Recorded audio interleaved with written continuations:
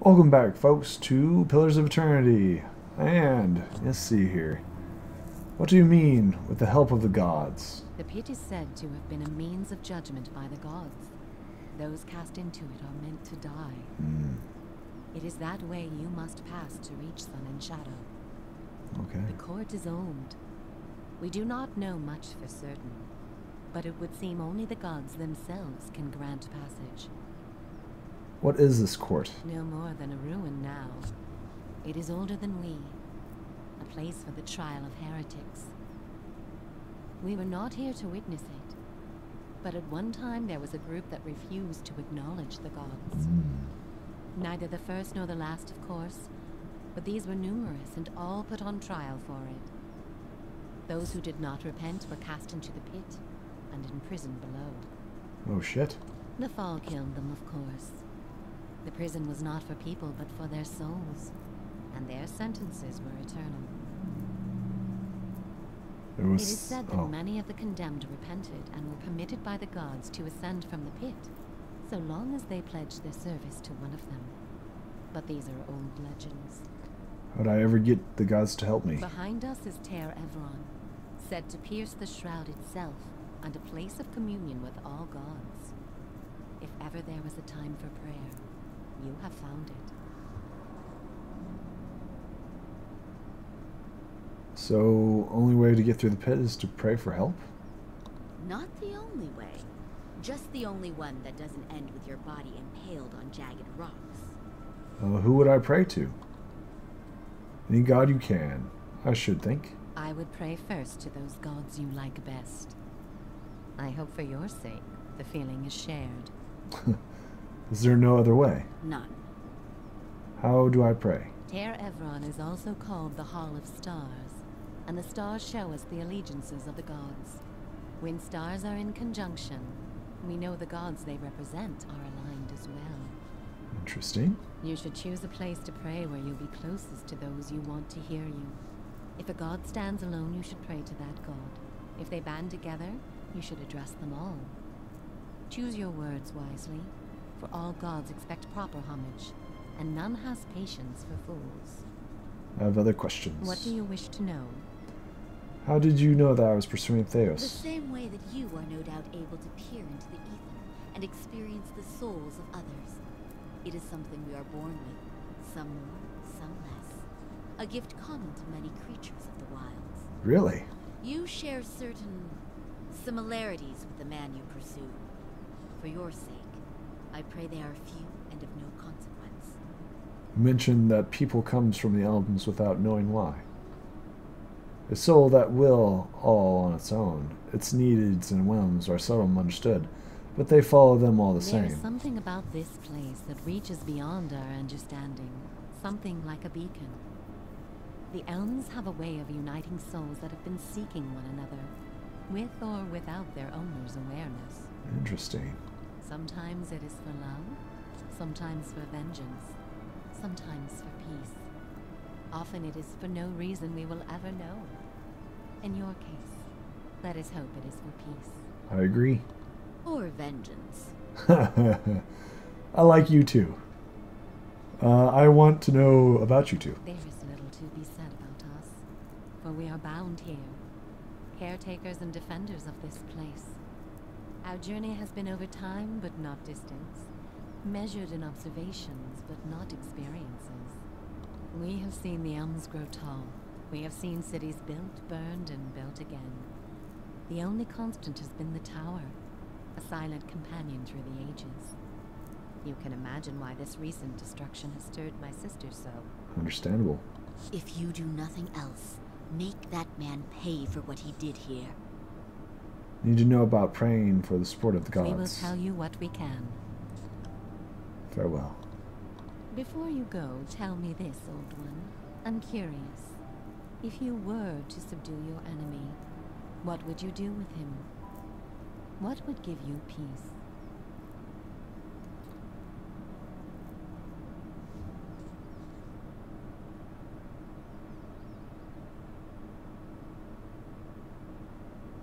Wish to undo the harm he's caused.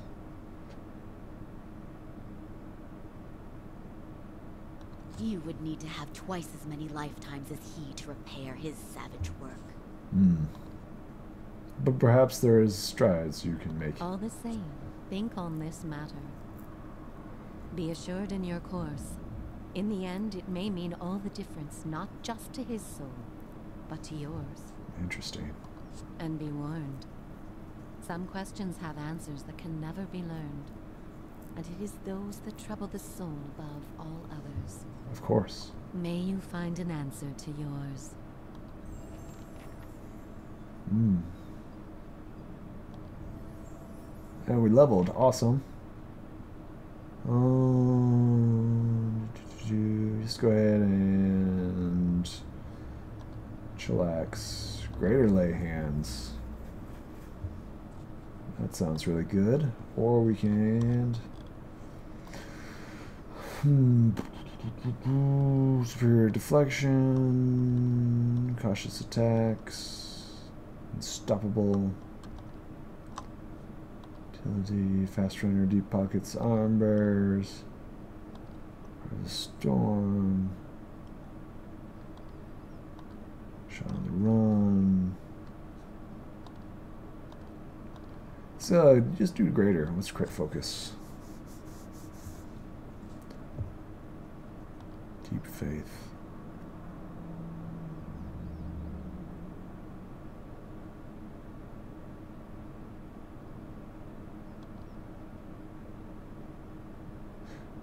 Let's go ahead and do greater lay on hands. So we don't have like a dedicated healer? Hey. Makes sense.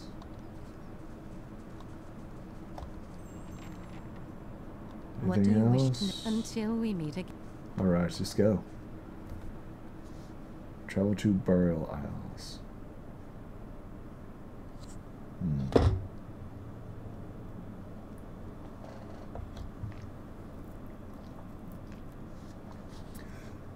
Okay.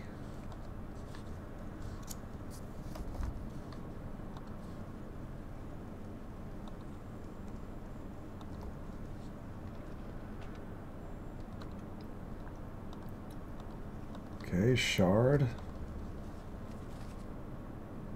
10 years till dawn. Take that. Take that.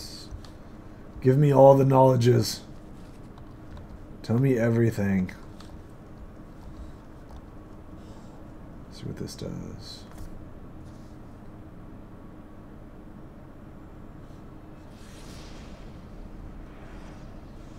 Oh. A divine contraption that I would dearly love to inspect. What we do?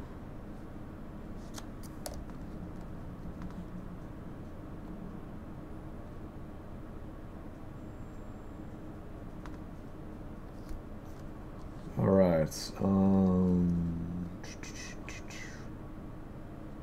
Yeah, God's going to help me out here. You're going to have to make me read. Gods of cold. Look on hunting. Let's go with this guy, yes. With those shines, snarling hands. Sure, just pray to this guy. Kneel before the shrine and prepare to recite. Oh, shit. Oh, man. All things can be reforged. There is life and death.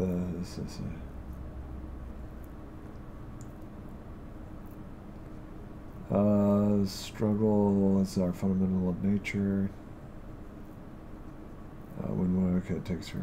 Oh my goodness gracious. Alright, so just read up on the... Which guy? Which guy? Let's read up on this. When a student asks to be taught the way of Gethany, I tell them they have already failed. Does one ask a deer to present itself for dinner? Of course not. One must outwit, outmaneuver, outpower the deer in one's dreams of venison. So it is with the seeker God. I ask the questions of weak and idle indecision to seek answers, to understand, to become one of God. Survival begins with strength from within. But I only strike my student when they ask this second stupid question. For all of us begin young and weak. It is that point that I, not one of shame, of central tenets of Githin's teachings. Perseverance and cleverness are the prizes by Gwyneth above brute force. In fact, my young pups often forget. It is right and proper that the strong lead the weak, and it is equally proper that the strong be continually tested until the balances change. Gideon celebrates the hound, celebrates the transformation of nature of strength. Gideon's greatest desire for us is the prey becomes a predator. Mutable babies grow into strong hunters, and lost find their own enlightenment. The philosopher is best exemplified by the rites of Amrath the Genrith. When one of the Githwanga's spiritual leaders is old and near death, it is custom to enter the woods and confront Gwyneth's herald. It is the seeker god finds the Amrath's life, steeds, and soul worthy. The reward of a quick death, and his soul joins Gwyneth's pack. It deems unworthy that Athruthan is killed, his soul forced to find its own way in the next life, and his memories erased from the records of the tribe. Survival begins with strength from within, and the weak leader endangers the whole pack. This is Gwyneth and his purest. Even at the end of life, one must struggle for worthiness, for greatness, just as one must struggle every day to feed his pack. Secret God is easy to understand. If one actively engages the quest for knowledge, but his secrets are self-occurring to those who merely ask. Desiring knowledge without repercussion hunts. My own flesh and blood once asked me, "Will learning to hunt please, Gwyneth?" I told him yes, but added, Gwyneth would prefer that you hunt to learn. Interesting. I like that. I like that a lot. You stuck to this guy. Kneeling before him. Struggle is our fundamental... Okay, prepare to recite the ritual words. Struggle is our fundamental nature. Words seem to fade, one voice, as if they were too vast emptiness. All grows dimly styling around the feet. Woohoo! Awesome. I accept your challenge. Werewolf versus werewolf.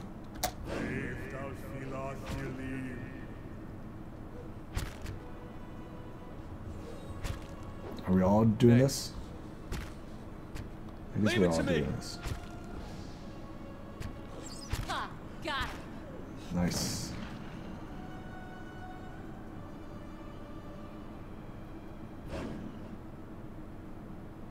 Is that what we're supposed to do? I'm here. When stand before the shadow, the head sounds consolation. From time to time you hear a low rumble, like a growl. As you kneel in front of the shrine, you feel yourself pushed forward. You catch yourself on your hands and knees, feeling warm, damp with the ground beneath you. Looking around, you find yourself crouching in a clearing in the middle of the woods, a smell of dirt hanging heavily in the air. Behind you, in the darkest room ahead, you hear a howl of a kind of hound. You feel certain that this vision, but hairs on your neck rise. Howl back. The beast bays in response, its voice high and clear. The thick undergrowth shivers for a moment, and the heavy paws pound the wet grass. You're not certain if the creature is hunting or leading you, but you instinctively give chase. As you tremble through the dew-spattered brushes and clawing rambles, each stride feels longer than the last. You draw lungfuls of crisp, clean air and feel your energy renewed. The rims of the stride and the thumps of your beast paws drive the blood thumbing through your ears. Your speed ahead, followed by the hound's cries. There is a split-fingered spine crushed to the ground in front of you. A massive bear lunges into the gap and roars. It catches sight of you. You turn and race in the opposite direction, leaping over the fallen tree trunk. Pine cones crunch underfoot, and the bear lumbers after you. Its hot breath washes over the back of your neck, filling your nose with a rank odor of slaughter. You see a clearing just past the thicket of broad leaves and sprint towards it. As you break through the foliage, you see a massive lioness curled up in the clearing in front of you. With the last burst of energy, you divert your momentum and hurl yourself into the bushes. Any second now, you expect to feel the bears fall upon you. But the furious roar on the other side of the clearing draws your attention. The bear has stopped at the tree line. It swipes at the empty air with claws large enough to rend armor, but it does not advance. The lioness, for her part, twists her body in a tight coil. She growls, her ears pass through your head, but she makes no movement to attack the intruder. Whose idea was it to stand here? You back deeper into the foliage, keeping your eyes on the two mighty predators. As you crawl backwards, the heels of your hands brush something furry. A warm sight glazes over your cheek. You freeze in place, slowly turning your head to see what awaits you. Two amber eyes shone in the darkness. Perhaps we ought to take our chances with the bear. The eyes meet you briefly, then turn to stand off in the clearing. The hound before you yawns, fangs flashing. When you turn back, the lion and bear have disappeared, and in their place is the stone wolf small, gaping wide through wide enough to swallow you whole. Beyond it is the outline of the tower, towering but indistinctive. Blood must feed them all. Watcher, see the true champion reigns. Turn back to it. Travel to the stone wall. Everyone show me a vision to stalled fights between the gods. Lioness who waits in waiting, and a bear who circles her. We also revealed a cave shaped like a wolf's maw in the area that looks like a temple district. It can probably learn more there. It seems the gods want something from you to earn favor. I have to complete the task given to me in a vision. Aaron showed me a battle between a great lion and a mighty bear. I shall. Is that all I have to do?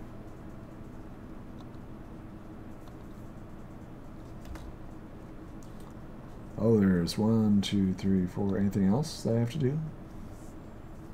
Pray to him. Okay.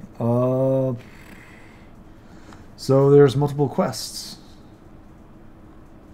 Okay, so that's his quest.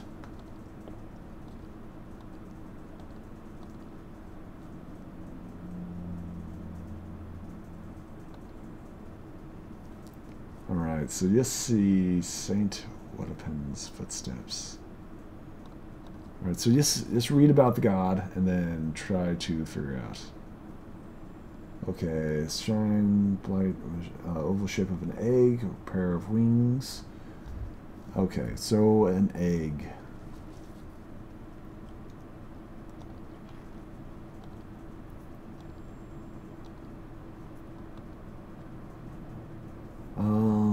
The art, darkness.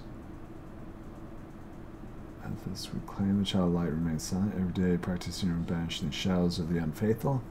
Every day I work to the fields in solitude without signs of ours returning.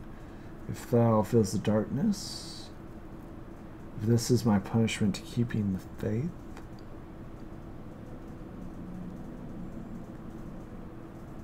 Hidden man's followers.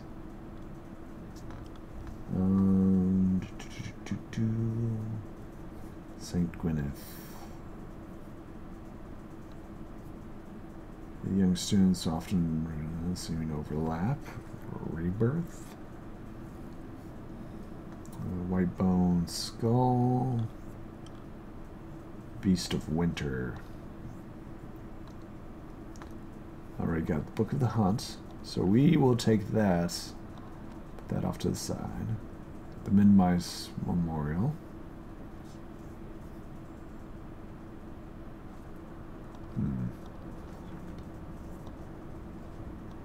before you see what all this is.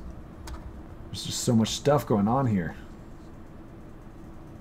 Piercing ring fills the ear. The air. So all these guys, what's this?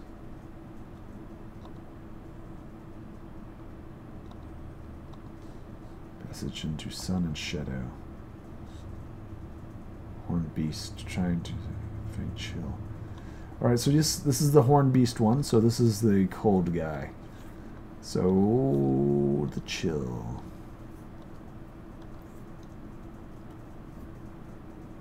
The cold god. Young students are often confused by Greth and Rem's seemingly overlapping roles of holding a domination over death.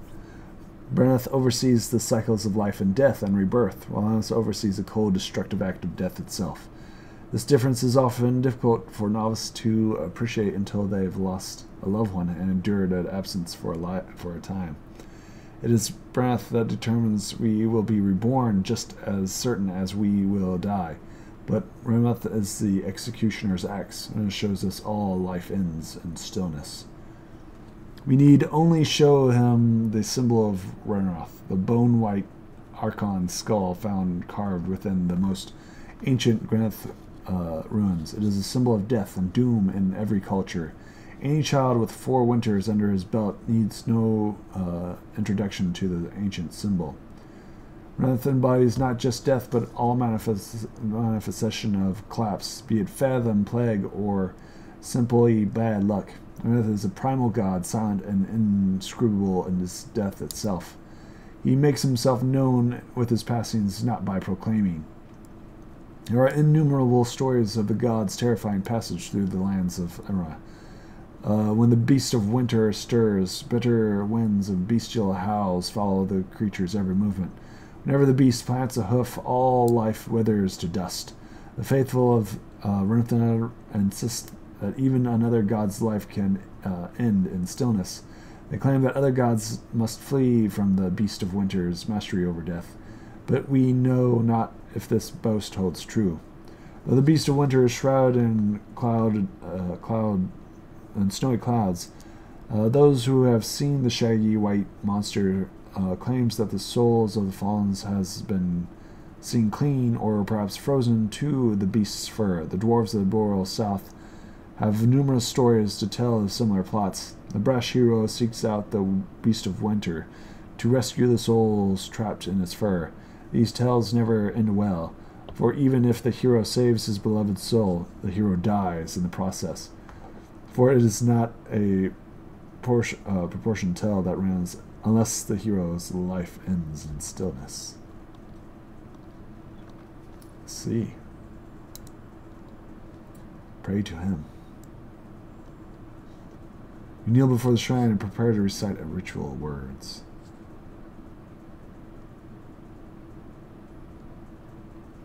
All life ends in stillness. Feel a sun gust of cold air in the shrine where it bursts into wintry life. The frigid wind cuts through you like a sharpened blade in the darkness encroaches upon the edges of your sight. You kneel and close your eyes as you pray, and the blackness fades to white, and the howling winds fills your air. Visions of slowly resolve itself on a broad, frozen plain.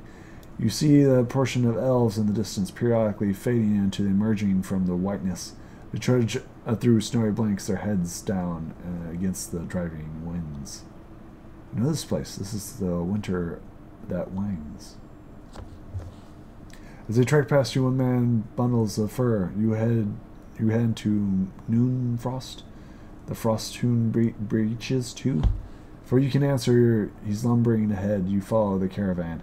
In a couple of minutes, you come to a wall of ice. It disappears into a pale emptiness overhead and stretches as far as you can see in either direction. The elves stop in front of the mere smooth section that's framed like a temple door. It seems somehow thinner as the rest of the wall. You can see that it's on the other side, but a deliberate cold emanates from within. The elves pull pickaxes and shovel through their sealskin packs and begin hacking the smooth ice. Their implements flying through the air in swift shining arcs. They'll throw their bodies into their labor. Not one of them has so much as scratched the polished ice. Yet, with each blow, something bellows in the distance. Whatever it is, it's huge and angry, and it's coming our way. And calls out to the elves, "Hey, you might want to hold off on that," with a howling wind. "Forget about the elves. We need to get ready to move." She turns again to face you, flexing her hands in the cold air. "Or fight."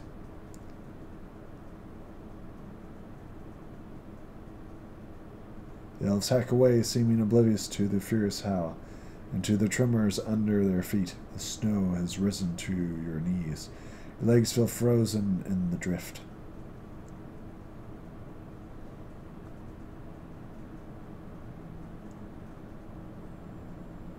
We're going to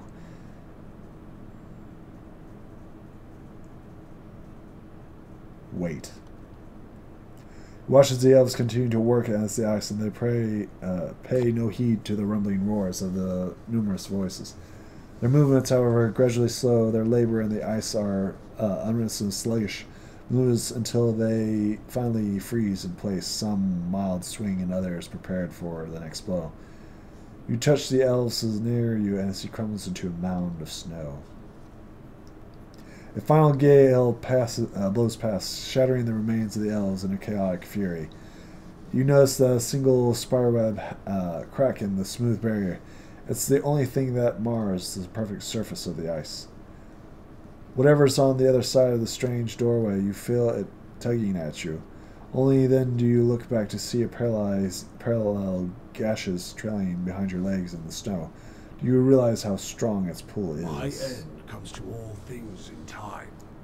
Seal the frost-hewn breach and instruct the pilgrims in the patience of Remergond. Plug the hole with a handful of snow. Fill your hand with the snow and shove it into the crack. It hardens instantly, and a heathery rime glows through the smooth surface of this frozen doorway, fusing it with the rest of the wall. When you take your hand away, a perfect crystal of ice remains in your palm. As you examine the crystal, the vision around you fades, but the unmelting shard of ice remains in your hand. Cool. What do we get?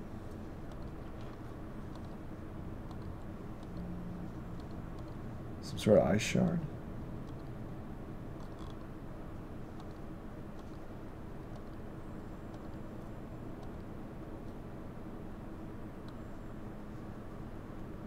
Wrath gave you a jagged ice crystal when you prayed to him. It's supposed to be control the frosting of the breach in Norseman. Shards started glowing blue light. It hasn't melted at all since you received it. That's cool. It's a quest item. Can't take it out. Fine. The frost-hewn breaches. You can find this place of worship. It's behind locals may know something about this place. Alright, so we've got that one. So there's a couple that the gods died. There are two more. There are two more.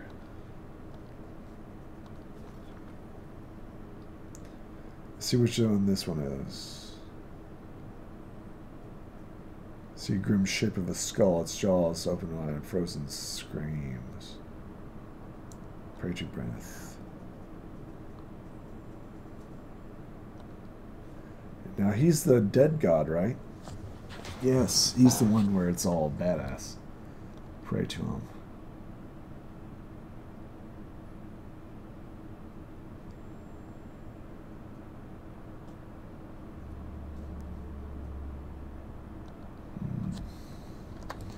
Let's see what we got here. We need to read up on this guy too. These gods, man, you gotta learn about the gods.